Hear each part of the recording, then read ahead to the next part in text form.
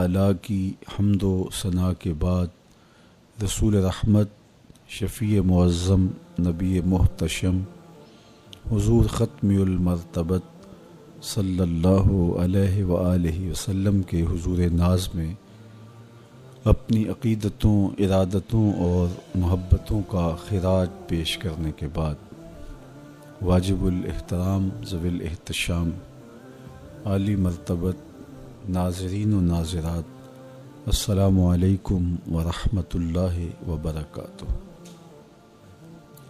ماہ سیام رمضان المبارک اپنی تمام توانائیوں، روحانی برکتوں اور رحمتوں کو دامن میں لیے جلوہ گر ہوا۔ یہ وہ مبارک مہینہ ہے جس کے بارے میں ارشاد فرمایا گیا کہ اگر میری امت کو پتہ چل جائے کہ ماہ سیام رمضان المبارک ہے کیا تو وہ آرزو کرے کہ پورا سال ہی رمضان ہو۔ اللہ تعالی جل شانہ کی رحمتیں جس فراوانی کے ساتھ اس مہینے میں برستی ہیں وہ کسی اور دوسرے مہینے کا مقسوم نہیں ہے۔ جنت کے 8 دروازے کھول دیے جاتے ہیں، جہنم کے دروازے بند کر دیے جاتے ہیں، اور فرمایا کہ ماہ سیام میں شیاطین جکڑ دیے جاتے ہیں۔ اللہ کی رحمتوں اور کرم نوازیوں کی لوٹ سے لگ جاتی ہے۔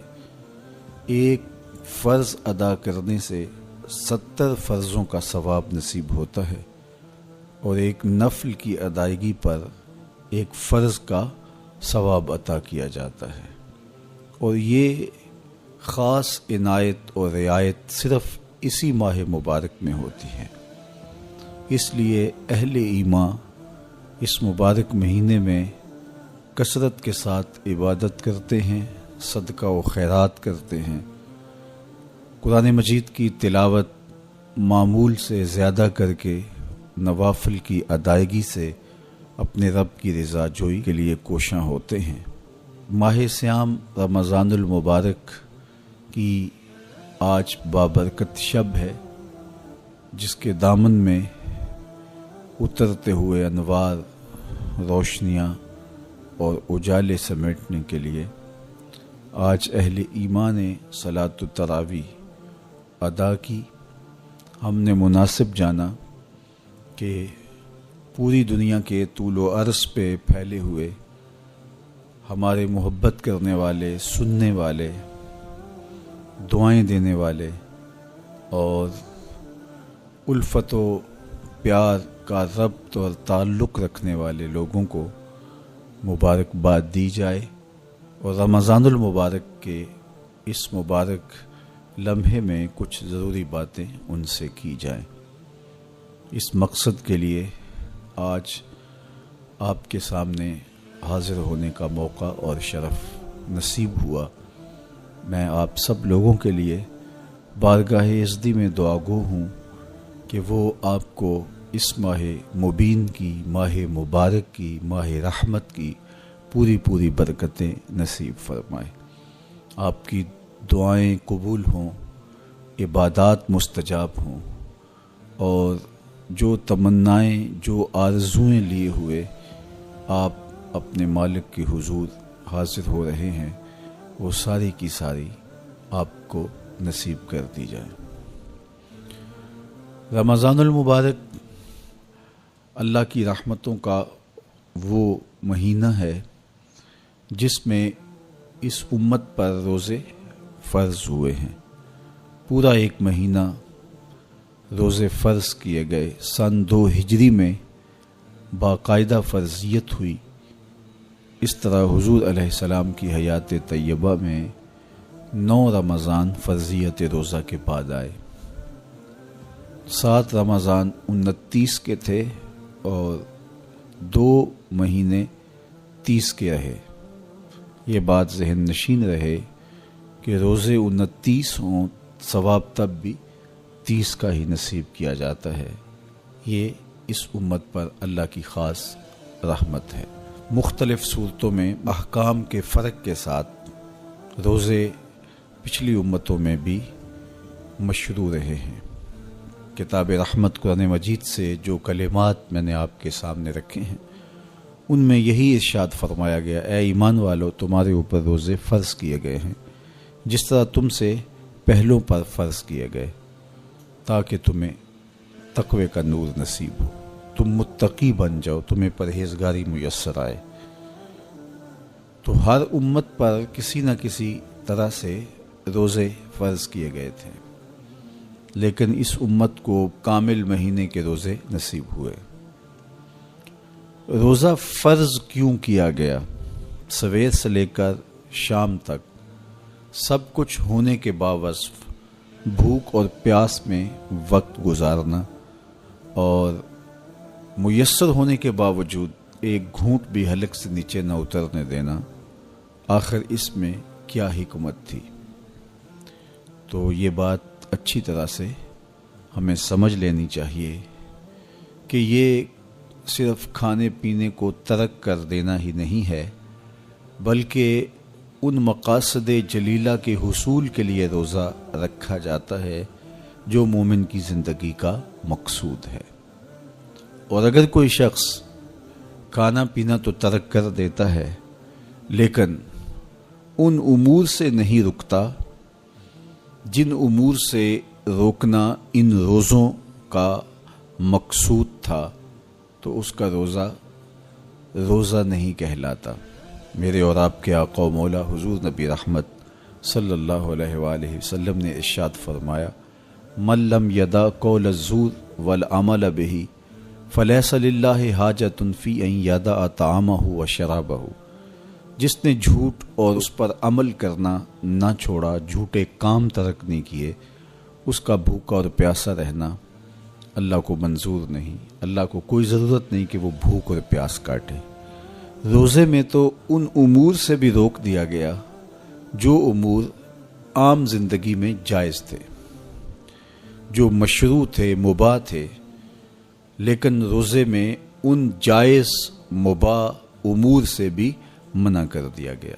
طیب اور طاہر کھانے، خوبصورت مشروب، ان سے روک دیا گیا۔ آپ آب زمزم بھی نہیں پی سکتے جبکہ وہ متبرک پانی ہے۔ شہر مدینہ کی سرزمین میں اگی ہوئی کھجوریں جب پھل دیں اور ان کے رنگ اور ذائقے آپ کو اپنی جانب کھینچیں، لیکن آپ روزے سے ہیں تو شہر مدینہ میں بیٹھ کر شہر مدینہ کی پکی ہوئی کھجوریں بھی آپ نہیں لے سکتے، اس لیے کہ آپ روزے سے ہیں۔ تو روزے میں آپ کو متبرک چیزیں کھانے سے بھی روک دیا گیا، متبرک مشروب پینے سے بھی منع کر دیا گیا۔ تو مجھے بتائیے، جو رب آپ کو متبرک مشروب اور پاکیزہ کھانوں سے بھی ایک مخصوص وقت کے لیے روک رہا ہے، تو جن امور سے عام زندگی میں شریعت اسلامیہ نے ہمیں منع کیا، ہمارے رب نے ہمیں منع کیا، تو اگر روزے کے دوران ہم وہ امور بجا لائیں تو پھر روزے کی مقصدیت حاصل نہیں ہوگی۔ تو اسی لیے فرمایا، جس نے جھوٹ اور جھوٹے کام نہیں چھوڑے، اس کے بھوکا اور پیاسا رہنے کی اللہ کو کوئی ضرورت نہیں ہے۔ تو وہ یہ چاہتا ہے کہ میرے بندے ان امور سے بھی جب رک جائیں گے جن امور سے عام زندگی میں نہیں روکا گیا، تو وہ لازمی طور پہ ان امور سے رکنے کی کوشش کریں گے جن امور سے اسے منع کیا گیا ہے۔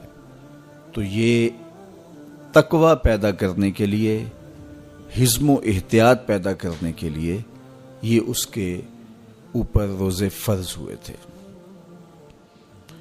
آپ یہ خیال کر سکتے ہیں کہ بھوک اور پیاس کاٹنے سے کیا تقوی کا حصول ممکن ہے، جو کہ مقصد ہے روزے کا۔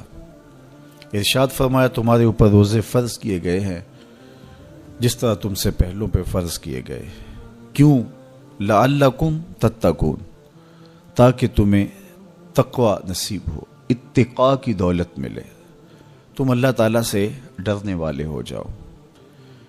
تو تو کیا بھوک اور پیاس کاٹنے سے اللہ کی خشیت، اللہ تعالیٰ کا خوف حاصل ہوتا ہے؟ تو ایک تو بات وہی جو میں نے ابھی کہی کہ جب آپ ان امور سے بھی رک جائیں گے جن امور کو عام زندگی میں مباح رکھا گیا ہے، تو پھر آپ شعوری طور پہ ان چیزوں سے کیوں نہیں رکیں گے جو عام زندگی کے اندر بھی منع کیے گئے ہیں؟ تو جب یہ چیز انسان کا فہم، انسان کی عقل اور انسان کی خرد طے کرتی ہے تو پھر لا محالہ طور پہ رکنے کی عادت اس کے اندر تقوی کی نشأت کا ذریعہ بنتی ہے۔ آپ نے عمومی طور پہ دیکھا ہوگا کہ رمضان المبارک کا ماہ نور جب اختتام کو پہنچتا ہے اور عید کے دن ہمارے سامنے عید کے 2-4 دن بھی یہ مشق رہتی ہے، اچانک کوئی مشروب آیا اور پینے لگے تو رک گئے، وہ کہیں ہمارا روزہ تو نہیں، لیکن پھر خیال آتا نہیں ہم روزے تو نہیں ہیں، آج تو عید کا دن ہے، تو ہم پی لیتے ہیں۔ چونکہ پورا مہینہ دن بھر ہم مشروبات سے رکے رہے اور آج بھی دن کے اجالے میں ہمیں پانی دیا گیا تو ایک دم ہمیں جھجک پیدا ہوئی، لیکن پھر ہمیں یاد آیا کہ اب روزے بیت گئے ہیں اور میں روزے سے نہیں ہوں۔ تو جو چیز جائز اور مشروع تھی اس میں ایک وقت کے لیے اس چیز سے بھی ہم رکے تو ہماری طبیعت کے اندر یہ ملکہ پیدا ہو گیا کہ ہم اس سے رکنے کا مزاج پیدا کر لیتے ہیں۔ تو اگر ہم ان امور سے رک جاتے ہیں جن کو شریعت اسلامیہ نے منع کیا ہوا ہے تو پھر دوبارہ جب اس کو کرنے لگتے ہیں تو پھر ہمارا ہاتھ بھی رکے گا اور پھر ہم مستقل اپنے ہاتھ کو روک سکتے ہیں کہ ہاں میاں یہ روزے میں بھی چیزیں منع تھی اور روزے کے بعد بھی یہ چیزیں ہمارے اوپر منع ہیں۔ تو ایک ملکہ پیدا ہو جائے گا ان امور منہیات سے رکنے کا، ان سے باز رہنے کا۔ تو گویا یہی تقوی ہے کہ جو اللہ جل شانہ نے ہمارے اوپر حرام کیا ہے اس سے ہم رک جائیں، جس کام کے کرنے کا حکم دیا ہے اس کام کو ہم بجا لائیں۔ کسی نے تقوی کی یہ تعریف کی اور کتنی خوبصورت تعریف کی کہ جہاں تمہارا رب تمہیں دیکھنا چاہتا ہے تم وہاں پائے جاؤ، اور جہاں تمہارا رب تمہیں نہیں دیکھنا چاہتا وہاں تم نہ پائے جاؤ، تو یہ تقوی ہے۔ تو اس لیے روزے کا مزاج ہمیں تقوی دیتا ہے۔ اور دوسری بات، بھوک اور پیاس کے مسلسل گوارا کرنے سے انسان کی خواہشات دبتی ہیں اور نفس امارہ کمزور ہوتا ہے۔ ہمارے 2 دشمن ہیں جو ہمیں جادہ مستقیم سے بھٹکانے کے لیے دن رات کوشاں ہیں، ایک نفس اور دوسرا شیطان۔ شیطان ہمیں راہ حق سے بہکانے میں لگا رہتا ہے، لیکن شیطان جب خود شیطان بنا تو اس وقت کوئی دوسرا شیطان نہیں تھا جس نے اس کو شیطان بنایا، بلکہ وہ نفس تھا جس نے شیطان کو شیطان بنایا۔ اس نے سر اٹھا کے کہا انا خیر منہ، میں بہتر ہوں، خلقتنی من نار و خلقتہ من طین، مالک تو نے اس کو مٹی سے بنایا اور مجھے آگ سے بنایا، آگ افضل ہے، مٹی مفضول ہے، افضل مفضول کو کیسے سجدہ کرے؟ تو میں تو سجدہ نہیں کرتا۔ باقاعدہ ایک دلیل لے کے نفس کھڑا ہو گیا، اس نے ایک حجت تراش لی اور کہا کہ نہیں، میں اس تیرے شاہکار کو سجدہ نہیں کروں گا، جبکہ حکم اس کا تھا جو اس شاہکار کو بنانے والا تھا، حکم اس کا تھا جس نے اس کے وجود کو پیدا کیا تھا، لیکن اس دلیل پر اس کے نفس کو تسکین پہنچی اور اس نے کہا کہ میں بہتر ہوں اور میں اس کو سجدہ نہیں کروں گا۔ اللہ تعالیٰ نے راندہ درگاہ کر دیا تو اس نے اللہ کے حضور قسم کی کہ مجھے تیری عزت کی قسم، میں تیرے بندوں کو تیرے تک نہیں پہنچنے دوں گا، ان کے چاروں طرف سے ان پر حملہ آور ہوں گا اور ان کو راہ مستقیم سے ہٹا دوں گا۔ تو نفس وہ بڑا دشمن ہے جو شیطان کو شیطان بنانے والا ہے۔ اب ہمارے یہ دشمن مستقل ہمارے ساتھ جڑے ہوئے ہیں اور ہمیں جادہ حق سے، راہ مستقیم سے ہٹانے کے لیے کوشاں رہتے ہیں۔ ماہ سیام میں کیا ہوتا ہے؟ جس طرح کہ آپ نے ابھی حضور علیہ السلام کی مبارک حدیث کا مفہوم سنا کہ جب ماہ سیام آتا ہے تو جنت کے دروازے کھول دیے جاتے ہیں، جہنم کے در بند کر دیے جاتے ہیں اور شیاطین جکڑ دیے جاتے ہیں۔ وَسُلْسِلَتِ الشَّيَاطِينَ، تو شیاطین جکڑ دیے جاتے ہیں۔ تو ہمارے دو دشمن تھے، نفس اور شیطان، شیاطین جکڑ دیے گئے۔ اب ہمارا دشمن نفس موجود ہے۔ نیکی کا جو ماحول پیدا ہوا، آپ نے دیکھا کہ عام نمازوں کے اندر بھی جو لوگ شامل نہیں ہوتے تھے صلاۃ و تراویح میں کھڑے دکھائی دیے، اور ابھی نماز فجر کے اندر جو ہجوم عاشقاں آپ کو دکھائی دے گا، دل باغ باغ ہو جائے گا۔ اس طرح پانچوں نمازوں میں نیکی کا ماحول پیدا ہو جانا، صدقہ و خیرات کا ماحول پیدا ہو جانا، طبیعتوں میں رفق اور نرمی کا آ جانا، اور بہت ساری چیزیں ہیں جو ماہ سیام کی برکت سے ہمارے اندر پیدا ہوتی ہیں۔ تو یہ ماحول جو خیر کا، بھلائی کا، رحمت کا، نیکی کا پیدا ہوتا ہے، یہ شیاطین کے بند جانے کی وجہ سے ہوتا ہے۔ اور اس کے باوجود بھی بہت برائیاں موجود ہیں۔ ماہ سیام کے اندر گراں فروشی ہے، ذخیرہ اندوزی ہے، کم تولا جا رہا ہے، رشوت کا بازار گرم ہے، بہت سارے ایسے معاملات ہیں جو اسی طرح ہو رہے ہیں۔ تو جب شیطان بند گیا تو یہ کیوں ہو رہے ہیں؟ نفس موجود ہے۔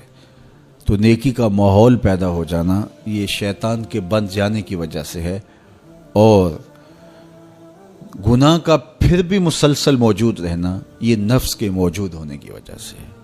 اب ماہ سیام کے اندر ہمارے لیے یہ سہولت ہو گئی کہ ہمارے دو دشمنوں میں سے ایک دشمن باندھ دیا گیا، اور وہ ہے شیطان۔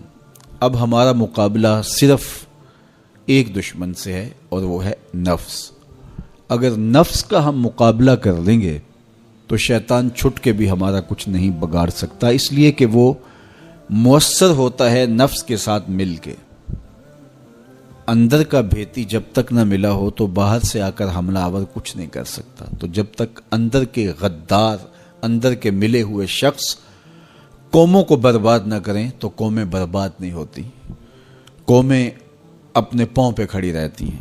ہم نے تاریخ عالم کا مطالعہ کیا ہے، یہ چیز ہمیں ملتی ہے کہ قوموں کی زندگی میں جو اندر کے ملے ہوئے غدار لوگ ہیں، انہوں نے تباہی اور بربادی اور نقصان اور تکلیفیں کھڑی کی، اور اگر وہ اندر سے موجود نہ ہو تو باہر کے دشمن اس قدر نقصان نہیں دے سکتے۔ تو یہ نفس اندر کا دشمن ہے، اندر بیٹھا ہوا چھپا ہوا دشمن ہے، اور شیطان باہر سے آ کے حملہ آور ہوتا ہے۔ ماہ سیام میں اللہ نے ہمارے لیے یہ آسانی پیدا کر دی کہ ایک دشمن باندھ دیا، اب دوسرا دشمن صرف نفس موجود ہے۔ اب اس کو جب ہم قابو کر لیں گے تو شیطان چھٹ کے بھی کچھ نہیں کر سکے گا، ورنہ وہ تو پیچ و تاب کھا رہا ہے کہ یہ جو تم مسجدوں میں جا رہے ہو، یہ ماحول نیکی کا پیدا ہوا ہے، اس کو تو ایک آنکھ نہیں بھاتا۔ وہ تو حضرت انسان کو برباد کرنے پہ تلا ہوا ہے۔ اس نے اللہ کے حضور اس کی عزت کی قسم کھا کے کہا تھا کہ میں تیرے بندوں کو تیرے تک نہیں پہنچنے دوں گا، ان کے دائیں بائیں سے، آگے پیچھے سے، چاروں سمتوں سے ان پر حملہ آور ہوں گا۔ بلکہ فرمایا کہ اگر اللہ نے انسانوں کے لیے محافظ فرشتے مقرر نہ کیے ہوں تو شیاطین انسانوں کو مار ڈالے۔ ابن آدم کا اتنا دشمن ہے، وہ کہتا ہے کہ جنت سے میں نکالا ہی آدم علیہ السلام کی وجہ سے گیا ہوں، اور اب میں اولاد آدم کو چین سے نہیں بیٹھنے دوں گا، اور ان کو میں دوبارہ جنت میں نہیں جانے دوں گا، ایسے اسباب پیدا کروں گا کہ یہ جہنم کا ایندھن بنے، اور یہ دن رات کوشاں ہے۔ اور شیطان کے مکر و فریب اور اس کے دجل و تلبیسات کے رنگ بڑے ہیں، ہر ایک کو ایک لاٹھی سے نہیں ہانکتا۔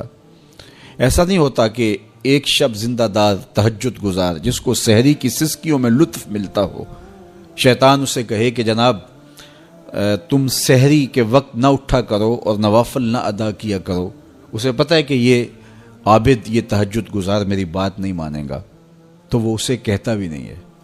اسے کہتا ہے تم ضرور تہجد پڑھو، لیکن صبح بتا دیا کرو کہ میں تہجد گزار ہوں، میں سحری کے وقت اٹھنے کا مزاج رکھتا ہوں، تو وہ اسے ریا میں مبتلا کرے گا۔ ایک شخص جس کی طبع میں فیاضی گندی ہے، سخاوت اس کے وجود میں شامل ہے، اس کی مٹی اور خمیر میں رکھی گئی ہے، اب شیطان اس کو کہے کہ تو بخل کر، تو وہ کبھی بھی شیطان کے کہنے سے بخل پر آمادہ نہیں ہوگا، تو شیطان اس کو یہ زحمت دیتا بھی نہیں، اس کو فضول خرچی کی طرف آمادہ کرے گا۔ ایک شاعر جس کی طبع میں لطافت ہے، نرمی ہے، رفق ہے، وہ شاخ سے ٹوٹتے ہوئے پھول کو بھی گوارا نہیں کر سکتا، تو شیطان اس کو کہے کہ تم کسی انسان کو قتل کر دو، تو کیا ایک شاعر سے ممکن ہے کہ وہ کسی کی گردن کاٹ دے؟ وہ تو شاخ سے پھول جب توڑ نہ سکے، کیا کہا تھا کہ قتل کے حادثے سے کم نہیں شاخ سے گل کا جدا ہونا۔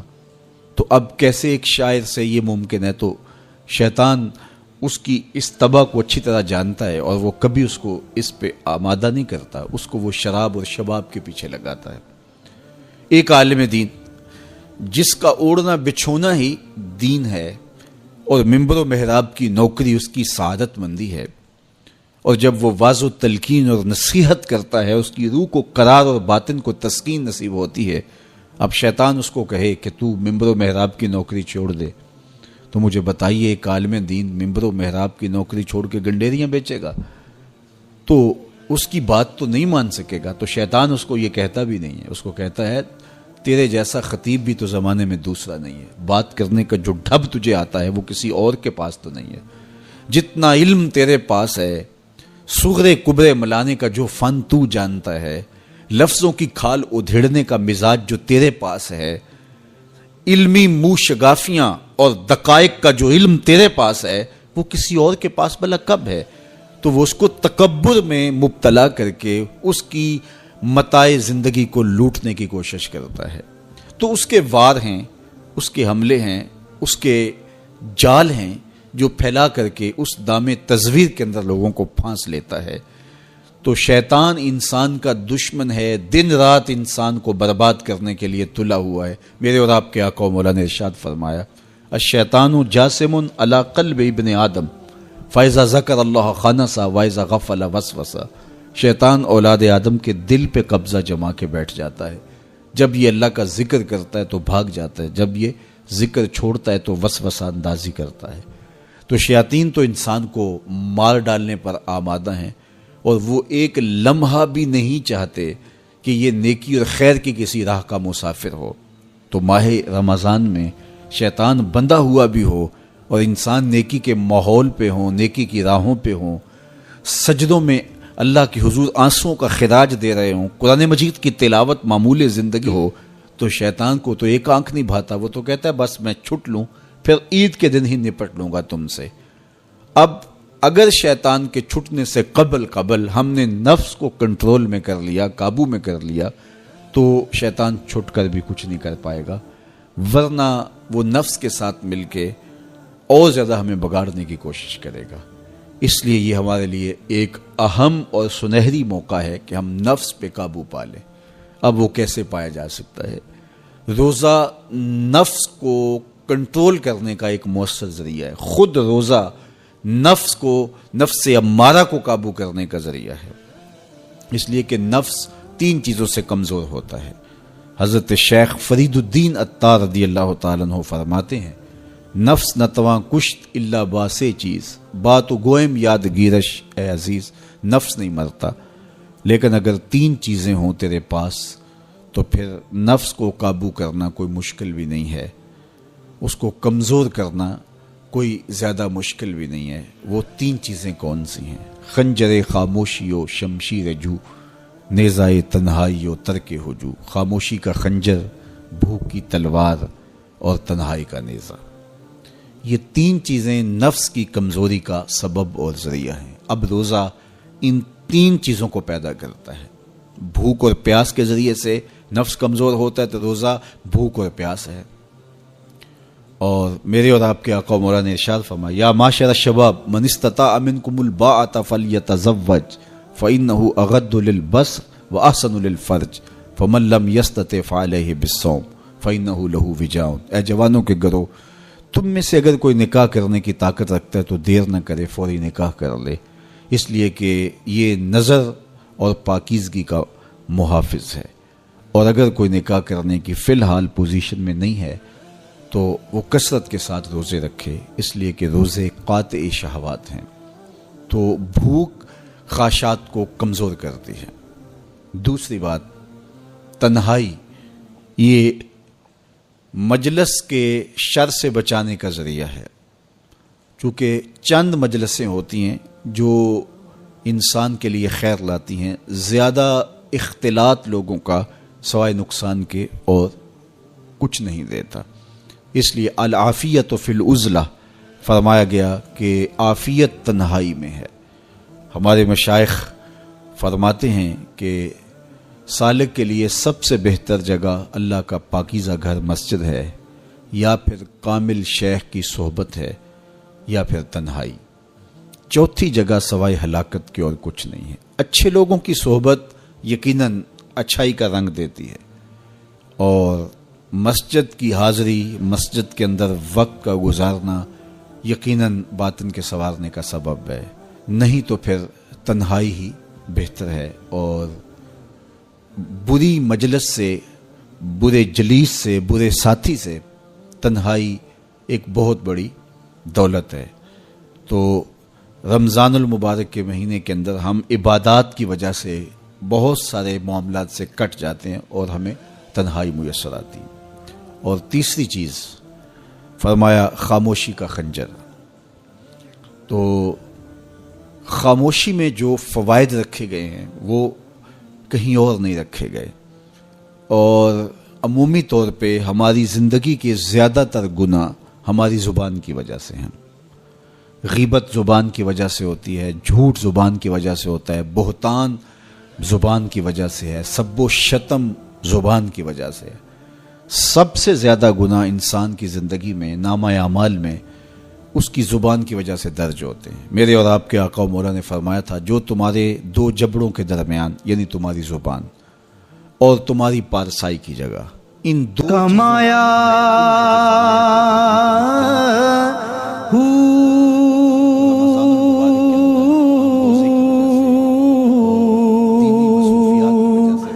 نام بھج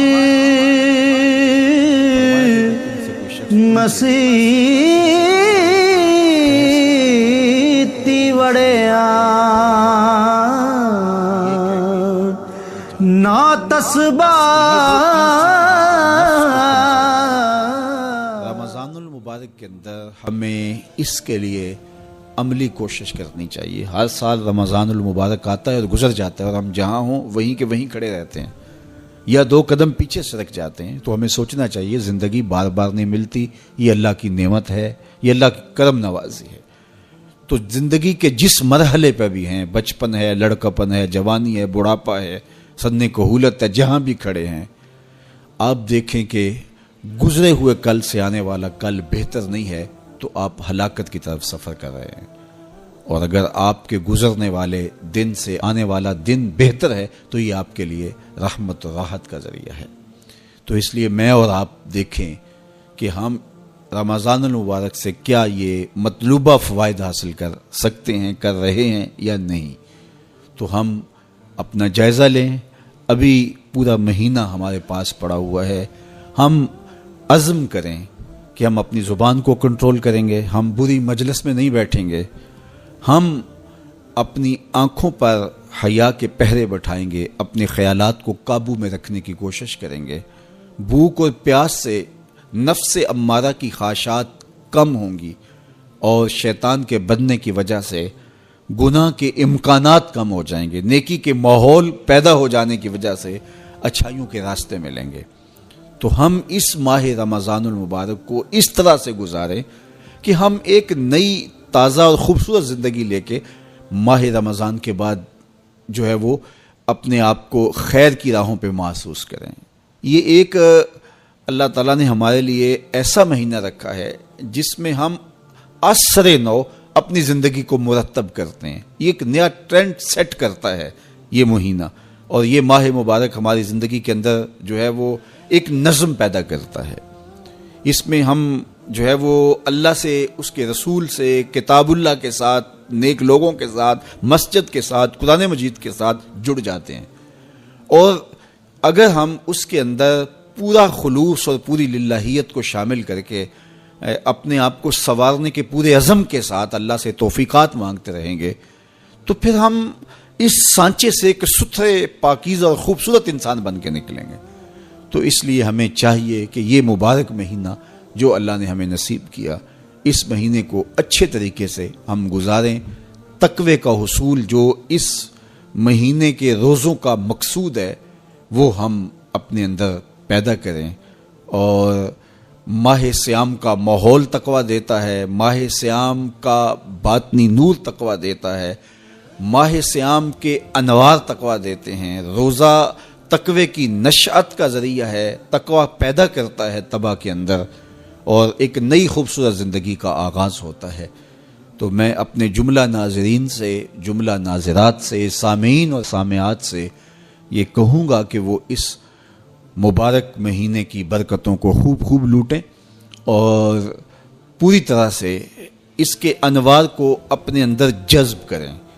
جو روشنیاں اور جو فضاؤں کے اندر نور بکھرا ہوا ہے اس کو اپنے اندر اتار لیں اور پوری طرح سے اپنے اندر اس کو جذب کر لیں. پورا مہینہ جب ایک پاکیزہ ماحول میں آپ رہیں گے اور شرور سے، شر سے، بری مجلسوں سے، برے جلیس سے آپ بچنے کی کوشش کریں گے تو ایک مہینہ طبع کے اندر ایک مؤثر تبدیلی لانے کے لیے کافی ہوتا ہے. اور پھر اللہ تعالیٰ نے ہمارے لیے یہ کرم نوازی کیا ہے کہ ہر عمل کا اجر 70 گنا بڑھا دیا ہے. تو گویا ہم ایک قدم اٹھاتے ہیں تو 70 قدم آگے بڑھ جاتے ہیں. تو یہ ہمارا سفر تیز کر دیا جاتا ہے اور ہم تیزی کے ساتھ چل رہے ہوتے ہیں اور ایک مہینہ گویا 70 مہینوں کے برابر ہو جاتا ہے. تو 70 مہینے مسلسل بندہ ایک نیکی کے ماحول میں رہے تو اس سانچے سے جب باہر نکلے تو پھر وہ کیسا نکھرا ہوا اور پاکیزہ انسان ہوگا.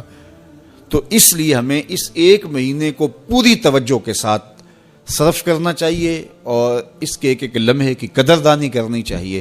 تو دیکھنا پھر یہ مہینہ کس طرح زندگی کے اندر ایک نئی خوبصورت تبدیلی پیدا کرتا ہے.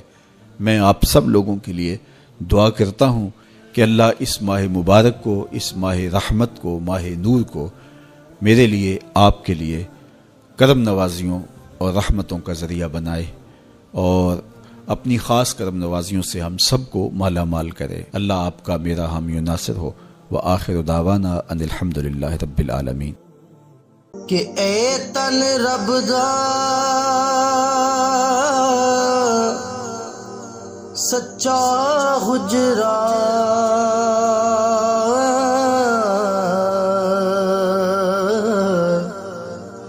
تے کھڑے